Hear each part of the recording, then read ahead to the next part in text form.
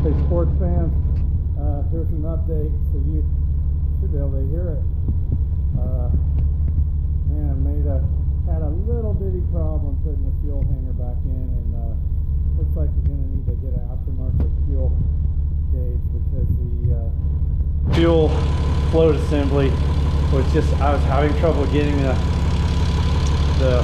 fuel hanger back in with the Walbro. Of course, I was not trying to scrape or push on it, and that meant I had to kind of put some scraping on the side where the hanger was. I heard some piece of something come off and go down in the tank, which is always a great thing to hear.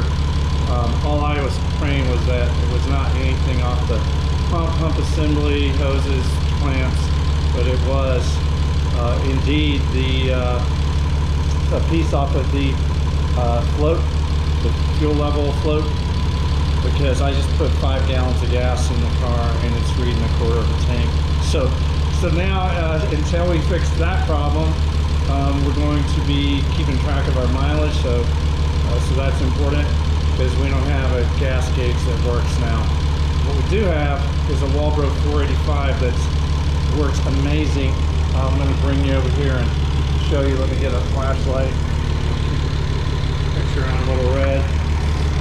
So what we have, everything is wired in. You see the kill switch. It's in the on, fuel pump on position right now. Up is off, down is on, and we have not put in the remote relay. That's another project. We want to make sure we had the Walbro in correctly.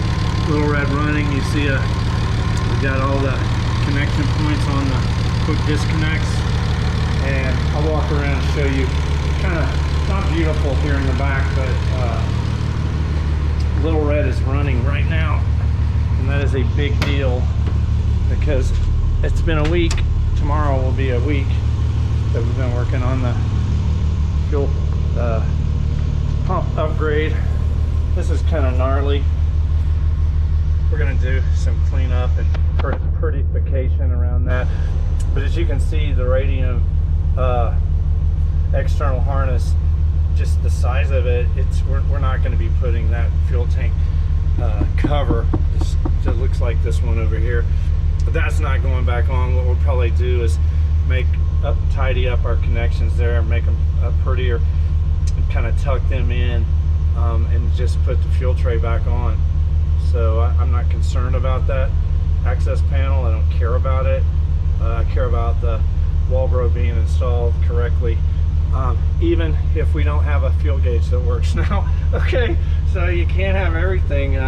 Anyway, that's where we're at. We're going to take Little Red out for a test drive around the neighborhood first, and then maybe a little bit further, make sure everything's good and performance is there. So I took pictures, but I didn't have a GoPro during some of the install part because it was pretty harrowing. There might have been some foul language being used by someone like myself, but now we're at a joy moment because the Z is running. We have a Walbro 45 installed.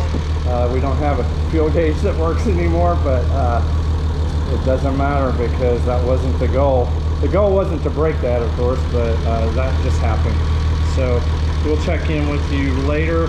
Walbro 45, phantom wiring kit installed, kill switch right down there installed, and the Z is running. You can hear it. So we will check in with you later after we do some workups and drive it a little bit, make sure that everything is good.